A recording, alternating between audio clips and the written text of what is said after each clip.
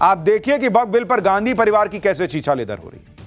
अभी गांधी परिवार के 3 सदस्य इस समय सांसद हैं, पर हैरानी की बात देखिए कि वक्फ बोर्ड पर सरकार को घेरने का इतना बढ़िया मौका था, लेकिन इस मौके को गांधी परिवार भुना ही नहीं पाया।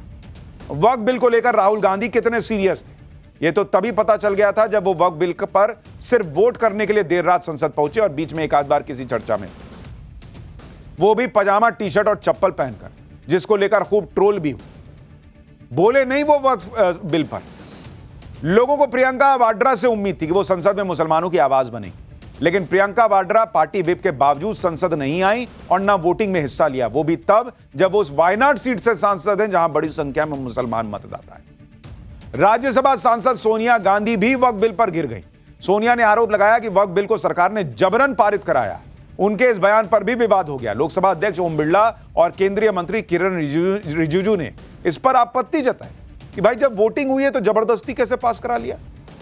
यानी पूरा गांधी परिवार इस वक्त सवालों के घेरे में कि भाई मुसलमान का वोट लेते हैं, लेकिन जब मुसलमान के लिए बोलने की बारी आई तब कहां थे आप लोग। वक्फ बिल के विरोध में इंडी गठबंधन के नेताओं और कट्टरपंथियों ने ऐसे झूठे और भ्रम फैलाने वाले बयान दिए कि अब मुसलमानों का एक तबका वक्फ बिल के समर्थन में कुछ भी सुनने को तैयार नहीं। और जो मुसलमान वक्फ बिल की अच्छाइयों को समझ चुके हैं और वक्फ बिल के हक में बोल रहे हैं, उन पर हमले शुरू हो गए। उत्तर प्रदेश के संभल में रहने वाले बुजुर्ग जाहिद सैफी पर कट्टरपंथियों की भीड़ ने अटैक कर दिया। 3 अप्रैल की शाम सैफी नमाज पढ़ने गए थे। नमाज पढ़कर मस्जिद से बाहर आए तो वक्फ बिल को लेकर चर्चा चल रही थी। सैफी भी चर्चा में शामिल हो गए। किसी ने कहा कि वक्फ बिल तो गलत है, तो सैफी ने कह दिया कि वक्फ बिल एकदम ठीक फैसला है, इससे उन लोगों को दिक्कत होगी जो वक्फ बोर्ड का खा पी रहे हैं। इतना सुनना भर था कि वक्फ बिल के विरोधी मुसलमान सैफ पर चढ़ गए। कट्टरपंथियों की भीड़ ने बुजुर्ग सैफी को लाठी डंडों से पीटा, धारदार हथियार से हमला किया, जिसमें उनका सिर फट गया। उन्हें पीटते वक्त हमलावर कह रहे थे कि तू मुसलमान नहीं रहा, तू हिंदू हो गया है। हमलावर बुजुर्ग को पीट रहे थे और पीएम मोदी को गालियां दे रहे थे।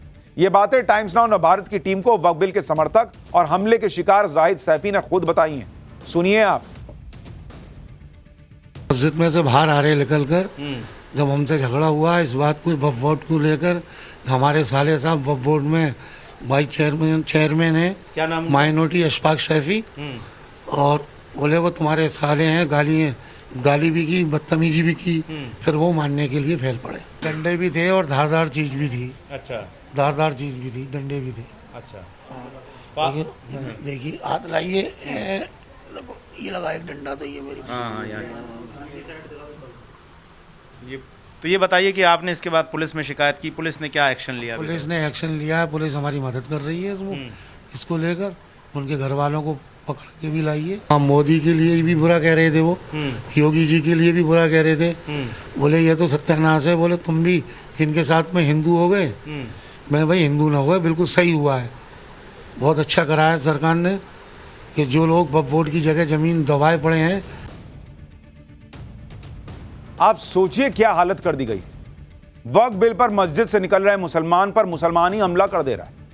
अगर कोई मुसलमान पटाखे छोड़ रहा है, मिठाई खिला दे रहा है कि भाई बढ़िया हुआ वक्फ बिल आया, तो उसको दलाल बता दे रहे हैं। जो इसका समर्थन कर दे वो मुसलमान नहीं रह जा रहा इन लोगों के नजर में। ये इनका लोकतंत्र है कि भाई जिसको वक्फ बिल पसंद आ रहा है उसको पसंद आ रहा है। और ये नौबत लाने वाले कौन है? वो इंडी गठबंधन के नेता जो वक्फ बिल का समर्थन करने वालों को बीजेपी का दलाल बता रहे थे। सोचिए वक्फ बिल के विरोध में मारपीट उस यूपी में हो रही है जहां के लिए ओवैसी खुद मान रहे थे कि 90% वक्फ की जमीनों का कोई हिसाब किताब नहीं। लेकिन अब वक्फ की संपत्ति को लेकर जो दिक्कतें हैं उसे ठीक करने की शुरुआत हो गई है। इस मामले में यूपी के सीएम योगी आदित्यनाथ सबसे आगे निकल गए। इधर वक्फ संशोधन बिल संसद में पास हुआ, उधर योगी सरकार फुल एक्शन मोड में आ गई। योगी सरकार अब अवैध तरीके से घोषित वक्फ संपत्तियों को जब्त करने की तैयारी में है। सरकार ने जिलों के डीएम को अभियान चलाकर इन संपत्तियों को चिन्हित करने का निर्देश दे दिया। योगी सरकार ने फील्ड विजिट के दौरान लखनऊ पहुंची जेपीसी की टीम को भी बताया था कि राज्य की जिन संपत्तियों पर वक्फ बोर्ड दावा कर रहा है उसका 78% हिस्सा सरकार का है। यानी अब उसी सरकारी जमीन की वापसी के लिए योगी ने एक्शन प्लान बना भी लिया और काम भी शुरू हो गया। लेकिन योगी के इस प्लान पर सियासी घमासान छिड़ गया। समाजवादी पार्टी के सांसद रामगोपाल यादव ने योगी सरकार के फैसले पर सवाल उठा दिया। जो हम लोगों ने आशंका व्यक्त की थी कि लोगों की संपत्ति को ये लेंगे, तो आपने देखा कि अभी राष्ट्रपति के दस्तखत नहीं हुए, लेकिन उत्तर प्रदेश के मुख्यमंत्री ने कलेक्टरों को आदेश कर दिया कि अवैध संपत्ति को जब्त कर लो। यानी वक्फ को लेकर पिक्चर अभी बाकी है, सड़क पर अब क्या होगा यह देखना होगा। लेकिन पाठशाला में अगली क्लास, हिंदुओं पर अत्याचार के बाद बांग्लादेश के कार्रवाई पीएम से पहली बार मिले प्रधानमंत्री मोदी, क्या डील तय हुई? ममता बनर्जी को 2 दिन में डबल झटका, बंगाल में रामनवमी पर कैसे बड़ा बवाल होगा क्या? हिंदू एकता के बाद हिंदू गांव बसाने निकले बागेश्वर बाबा, किसने हंगामा खड़ा कर दिया? अब इसका चैप्टर।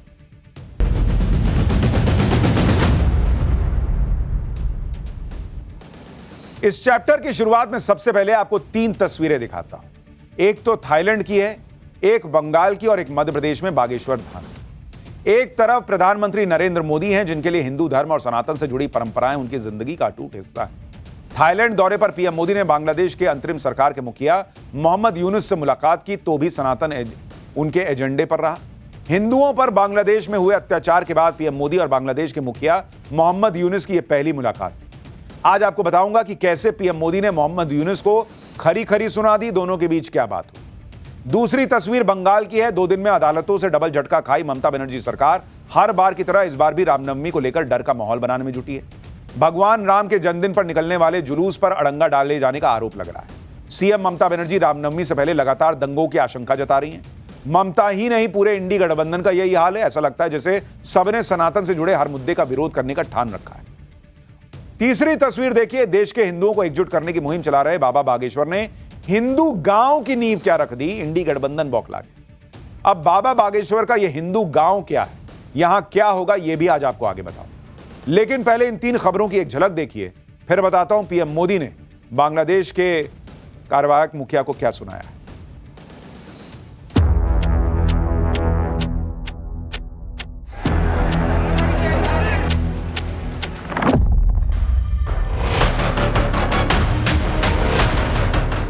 जो वहाँ पे हालत है, प्रधानमंत्री जी ने इस मुद्दे को खुल के सामने रखा। इसके बारे में हमारी गहरी चिंता उन्होंने जताई।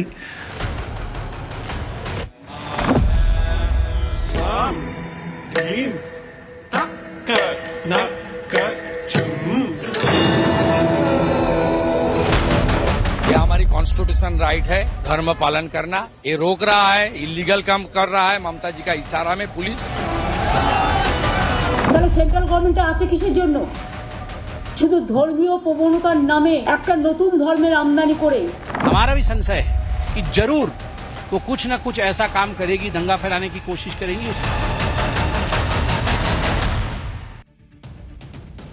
बंगाल में रामनवमी पर किस तरह सियासी पारा हाई हो चुका है, इसके बारे में आगे विस्तार से बताऊं।